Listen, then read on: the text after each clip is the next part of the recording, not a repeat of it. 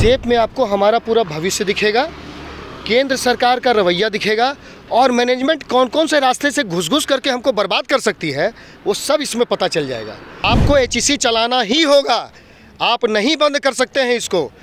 थाली और चम्मच बजा के करेंगे।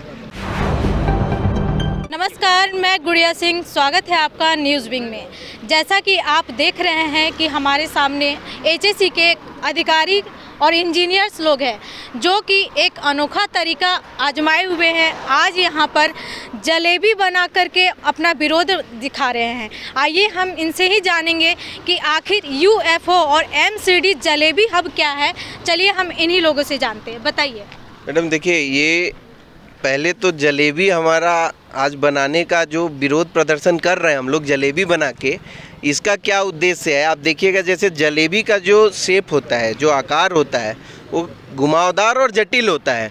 तो वैसे ही ये हमारे जो एलियन सीएमडी साहब हैं, जो साल 2 साल 4 साल में एक बार आते हैं, वो एलियन सीएमडी साहब और एक हमारे यहाँ पे जो लोग हैं उच्च अधिकारीगण, इन सब के कुप्रबंधन के कारण आज हम लोग की भी ज़िंदगी वैसी ही जटिल और ऐसे घुमावदार मोड़ पर पहुंच चुकी है जहां से आगे उम्मीद की किरण रोशनी कुछ नज़र नहीं आ रही है। तो बस इसीलिए आज हम लोग ये जलेबी बनाकर ये विरोध प्रदर्शन कर रहे हैं। और ये जो हमारे स्टॉल का नाम है यूएफओ एमसीडी जलेबी हब, तो ये एलियन किससे आते हैं? यूएफओ से आते हैं। तो वही है, ये हमारे सीएमडी साहब का उड़न खटोला है। आप यूएफओ और सीएमडी के ही शब्दों को, अब चूँकि हो सकता है किसी को बुरा ना लगे, इसीलिए उसको थोड़ा जंबल कर दिया गया कि MCD means managed CMD and director. ये मकसद वहाँ से दिया जा रहा है। धन्यवाद। चलिए और कुछ इंजीनियर्स हमारे साथ हैं, उनसे भी जानेंगे कि आज 37वां दिन है इनका धरना का, लेकिन सूद लेने वाला कोई नहीं है। आखिर और क्या आगे की इनकी रणनीति है, बताइए उसके बारे में। अब सोचिए मैडम, आज 37वां दिन है और आज तक अभी मैनेजमेंट की तरफ से, चाहे गवर्नमेंट की तरफ से, कहीं से भी हम लोग को कोई भी सकारात्मक एक रवैया नहीं दिखा है। और इतना ये दुर्भाग्य हम लोग का है कि कभी पकौड़ा बनाना पड़ रहा है हम लोग को, कभी चाय बनाना पड़ रहा है, कभी मूंगफली बेचना पड़ रहा है, कभी बीरबल की खिचड़ी, कभी जलेबी। हम लोग हर तरह से प्रयास कर रहे हैं इस बहरे मैनेजमेंट और इस बहरे गवर्नमेंट केंद्र सरकार को एक मैसेज देने का, एक संदेश देने का कि कम से कम हमारी दिक्कतें सुनिए। और हमारी दिक्कतें ऐसा नहीं है कि हम किसी एक कुछ विशेष अलावेंस लेने बैठे हैं, कुछ विशेष फ़ायदे के लिए बैठे हैं। हम सिर्फ़ और सिर्फ अपना अधिकार लेने के लिए बैठे हैं। लेकिन सोचिए कि कितनी क्रूरता है ये, चाहे वो गवर्नमेंट में हो, चाहे शीर्ष प्रबंधन में हो, कि कुछ भी हम लोग के बारे में नहीं सोचा जा रहा है, कुछ भी हम लोग पे ध्यान नहीं दिया जा रहा है।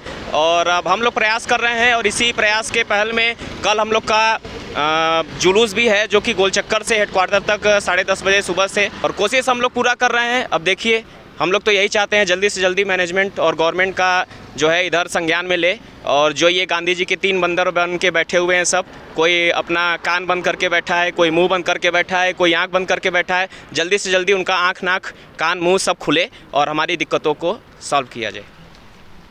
चलिए, जैसा कि आपने देखा कि 37 दिनों से लगातार इनका हड़ताल जारी है, लेकिन सूद लेने वाला कोई नहीं है। इसमें इन लोगों को तमाम तरीके के तकलीफ़ों का सहन करना पड़ रहा है, इनके साथ ही इनके परिवार को भी। आइए कुछ और इंजीनियर से हम उनसे बात करने का प्रयास करेंगे कि इन 36 दिनों में और उसके बाद जो आपका वेतन नहीं मिल रहा, उसमें क्या क्या समस्याओं का आपको सामना करना पड़ रहा है। समस्याएं तो बहुत हैं, कितनी समस्याओं को गिनाई जाए। अब यही जलेबी के जैसा हमारी ज़िंदगी हो चुकी है।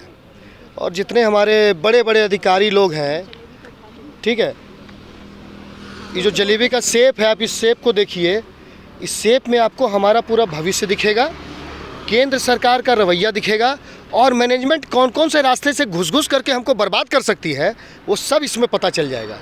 ये सब वही मैनेजमेंट का तरीका है। हम लोगों को मूर्ख बनाए रखो, अधिकारी लोग को डरा के रखो, सीडीए रूल प्रोटोकॉल, ये रोल वो रोल करके इसको फंसा के रखो और ऊपर बैठ करके जितना मज़े से जलेबी खा सको खाओ। उन लोग को बनाना तो नहीं पड़ रहा है, हम लोग को बनाना पड़ा है। तब हम लोग को पता चला है कि मैनेजमेंट हम लोग के साथ क्या क्या कर रही थी और क्या क्या करने वाली है। अब रही बात सरकार की, तो सरकार एक तरह से आज के डेट में मतलब इस अपने अलग टाइप की एक दुनिया में जी रही है जिसमें किसी इंसान की जगह नहीं है। वहाँ सिर्फ एक मशीन की ज़रूरत है। मशीन को तो दर्द होता नहीं है, भूख लगता नहीं है, या हमारे पेट में भी अगर चेन लगा होता, ऊपर वाला लगा के देता तो हम लोग भी चेन खोल करके उसमें खाना रख देते और चुपचाप सो जाते। वही वो लोग कर रहे हैं हमारे साथ। वो लोग कर रहे हैं मजाक हमारे ज़िंदगी के साथ, हमारे कैरियर के साथ, हमारे बच्चों के कैरियर के साथ, ठीक है। और हमारा पूरा परिवार, पूरा कुनबा बिखरता जा रहा है और उन लोगों को अपनी फाइलों से फुर्सत नहीं है। उन लोगों को 5 मिनट का वक्त नहीं है। हमारे सचिव साहब जो नए ज्वाइन किए हैं उनसे भी आग्रह है कि आप लोग के पास इतना फुर्सत नहीं है कि हम लोगों के लिए कि और अच्छा अभी याद आया, आज 9 तारीख है, 8 तारीख को हमारे डायरेक्टर साहब जो हम लोगों को बुला करके बोले थे कि आप लोग हटिए, आप लोग जाइए, हम लोग दिल्ली जाके बात करेंगे, हम लोग को बुलाया गया है। आज भी पूछा गया प्रबंधन से, उनके तरफ से जवाब था कि डेट किस साल का था। अब बताइए कि इस तरह का जवाब आएगा तो वो क्या हमारे लिए सोच रहे हैं? आपको लगता है ऐसा? ऐसा नहीं है।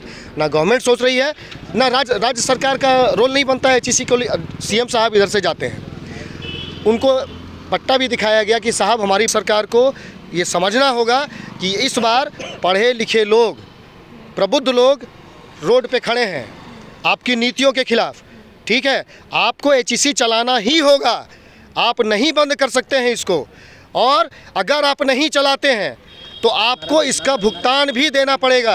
धन्यवाद। देश बेचना बंद करो, बंद करो, बंद करो। जैसा कि HEC का एक स्वर्णिम इतिहास रहा है, उसका थोड़ा इतिहास के बारे में आप बताइए। HEC का स्वर्णिम इतिहास भी रहा है, HEC का स्वर्णिम वर्तमान भी रहेगा अगर सरकार चाहेगी तो। ये सरकार पे डिपेंड करता है कि सरकार किस मोड़ पे हमें लेके जा रही है। यहाँ जो लोग जो ये सोचते हैं कि HEC just like a white elephant, ये एक मिथ है। उसी तरह का मिथ है जैसे कोई बोल दे कि सूरज पश्चिम की तरफ उगता है। HEC कभी वाइट एलिफेंट था नहीं और न कभी वाइट एलिफेंट होगा। HEC हमेशा डार्क हॉर्स बन के निकला है और उभरा है। जब भी देश का अंतिम पड़ाव HEC आया है, जहाँ देश को ज़रूरत पड़ी कि ये चीज़ें कहाँ बनेगी, वहाँ से हमने उनकी मंजिल तय की है। हमने वो सामान बनाया जिससे आज देश गौरवान्वित हो रहा है। आपके माध्यम से मैं देश के लोगों को और ख़ासकर अपने झारखंड वासियों को ये चीज़ बताना चाहता हूँ कि आप एक चीज़ जो मिस कर रहे हैं, एक चीज़ जो आपके ध्यान से निकल रहा है, वो है गौरवान्वित होने का लम्हा। अगर आप इसी तरह HEC की लड़ाई में शामिल नहीं होइएगा, HEC आपके प्रदेश की शान है। आप नहीं चाहिएगा कि आपके बच्चे दूर जगह काम करें, आप चाहिए कि हमारे बच्चे यहीं पढ़ें, यहीं जॉब करें और यहीं से देश के लिए कुछ करें। HEC उनके लिए एक बहुत ही अच्छा प्लेटफॉर्म है और हम लोग भी आए हैं इसी काम से, इसी उद्देश्य से। और हम लोगों ने अपने हाथों से ऐसी ऐसी मशीनें बनाई हैं, ऐसी ऐसी मशीनें बनाई हैं जो आज देश गौरवान्वित हो रहा है। डाउनफॉल का क्या कारण है HEC का? इसका डाउनफॉल का सबसे बड़ा कारण है मैनेजमेंट फेलियर। ये हम तो कह ही रहे हैं, अब तो हम भी कर रहे हैं, लेकिन जब CMD साहब शुरुआत में आए थे, जब उन्होंने ज्वाइन किया था और उन्हें इन चीज़ों से अवगत कराया गया था, उनका भी ये स्टेटमेंट था कि ये मैनेजमेंट फेलियर है। इस संदर्भ में सारी बातों को तो हम लोग बता दिए हैं। कल हम लोग 10:30 बजे से गोलचक्कर से मुख्यालय तक हम लोग मार्च करेंगे, थाली और चम्मच बजा के करेंगे, क्योंकि जब कोरोना जैसा भयानक बीमारी थाली चम्मच बजाने से ठीक हो सकता है, तो हमारा ये 13 महीना का जो वेतन है HEC का चलाने का रोड मैप है, ये ज़रूर हम लोग को मिल जाएगा। ये पूरा भरोसा रखते हैं हम लोग। और समस्त जो धुरवा वासी है, रांची वासी है, झारखंड वासी है, और हम लोग से सब लोग जुड़े और इस कल वाले मार्च को सफल बनाने के लिए हम अनुरोध करते हैं सबसे। धन्यवाद। जैसा कि आपने देखा कि HEC के अधिकारियों के द्वारा कल बहुत ही बड़े स्तर पर रैली निकालने की योजना है, और कम से कम इस योजना और इस नीति के वजह से भी ये हड़ताल धरना जो भी चल रहा है, जिसके वजह से आम पब्लिक से लेकर इंजीनियर्स इफ़ेक्ट हो रहे हैं। कम से कम अब जो केंद्र सरकार है वो आंखें खोले, राज्य सरकार इस आंखें खोले और इन इंजीनियरों का मांग सुने, ताकि ये अपने हड़ताल ख़त्म करके काम पे लौटे। सहयोगी प्रियांशु शेखर ओझा के साथ गुड़िया Singh, Ranchi. टफकॉन XT600 HCR TMT Riba, अब इंडिया बनेगा एक्स्ट्रा टफ।